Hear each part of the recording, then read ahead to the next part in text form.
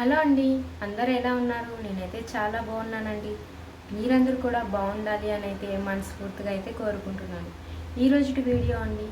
ఈరోజు శక్తివంతమైన అమావాస్య, పుష్యమి నక్షత్రం.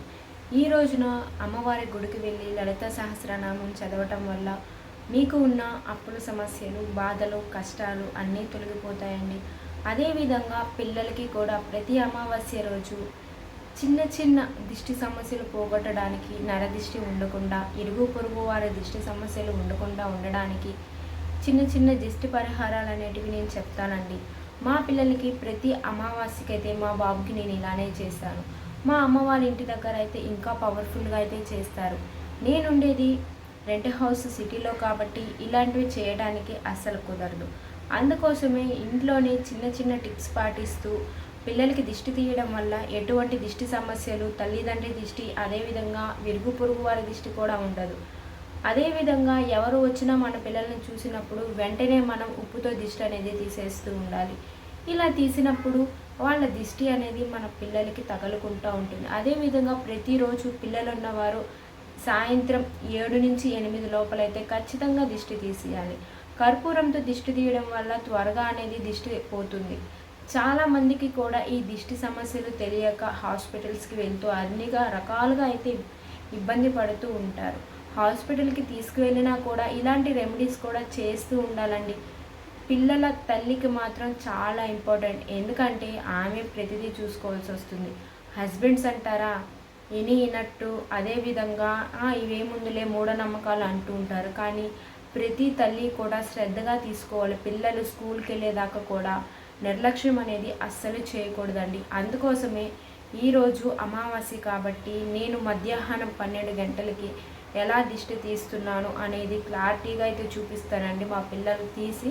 అదేవిధంగా మీరు కానీ తీసుకుంటే ఎటువంటి దిష్టి సమస్యలు, చికాకులు, ఇబ్బందులు, ఎప్పుడు పిల్లలు ఏడుస్తూనే ఉంటారు, అలాంటివన్నీ కూడా తగ్గిపోతాయండి. 2 పిల్లలు ఉన్నవారైతే ఖచ్చితంగా ఫస్ట్ ఒక బాబుకైనా పాపకైనా తీసిన తర్వాత నెక్స్ట్ వచ్చి గంట తర్వాత ఇంకో పిల్లలకి అనేది తీయాలండి. ఇంకో బాబుకి కానీ పాపకి కానీ వెంటనే ఒకరి తర్వాత ఒకరికి అస్సలు తీయకూడదు.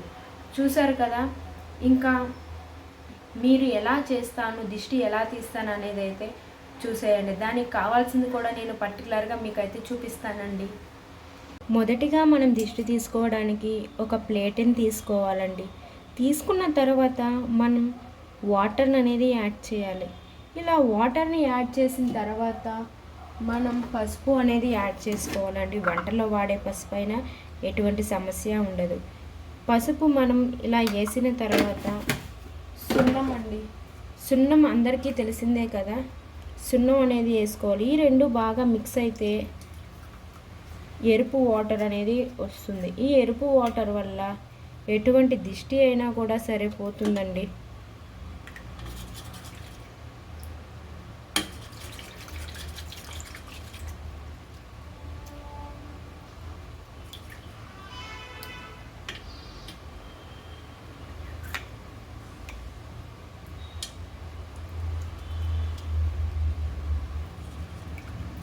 ఇలా మనం చేస్తూ ఉంటే చేతితో నీళ్ళు అనేటివి ఎర్రగా అవుతాయి.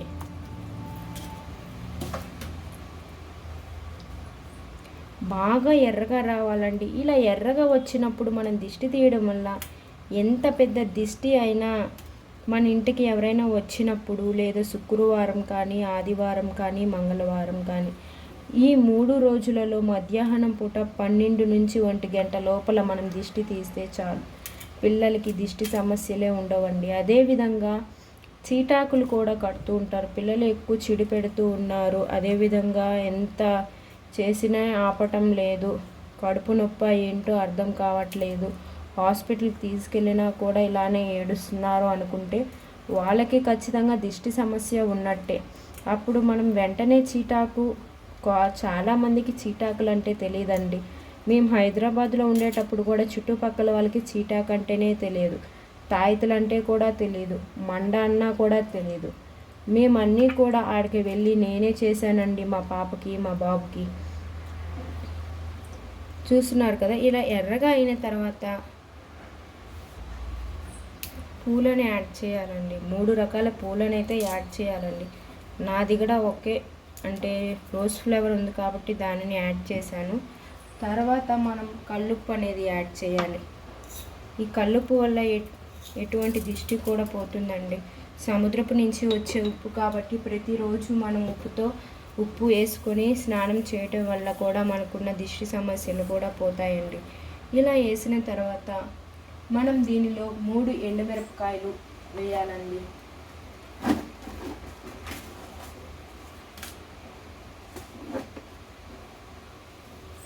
ఇలా 3 ఎండుమిరపకాయలు వేయాలి.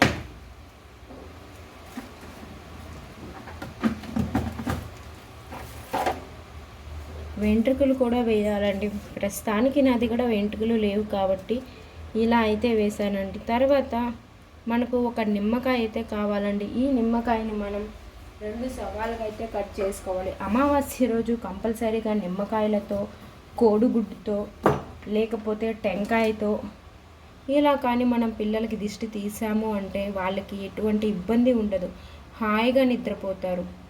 అదేవిధంగా ఏడుపులు అలాంటివి ఏమీ ఉండవండి. చూస్తున్నారు కదా, ఇలా అయితే ఉందండి.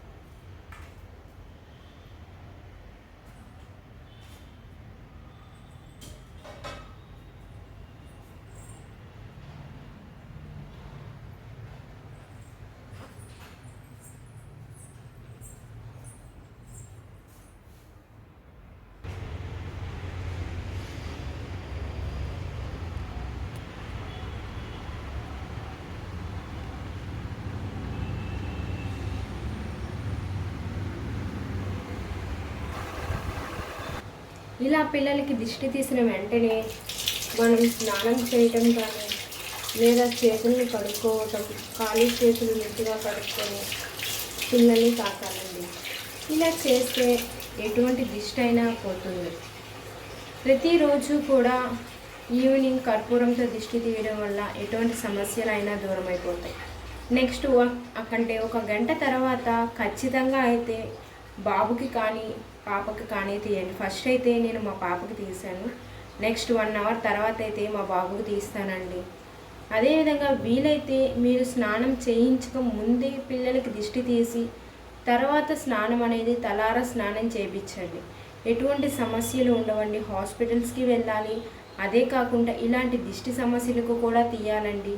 నేనైతే ప్రతి అమావాస్యకు శుక్రవారం, మంగళవారం అయితే ఖచ్చితంగా మా పిల్లలకి దిష్టి ఇలానే తీస్తానండి. ఈ వీడియో పిల్లలున్న వారి ప్రతి ఒక్కరికి కూడా ఉపయోగపడుతుందండి. ఈ వీడియో మీకు కానీ నచ్చితే ఒక చిన్న లైక్ చేయండి, షేర్ చేయండి, సబ్స్క్రైబ్ చేసుకోండి. బెల్ ఐకాన్ని క్లిక్ చేయడం ద్వారా మా నోటిఫికేషన్ అనేది మీ దాకా వస్తుంది. Thanks for watching.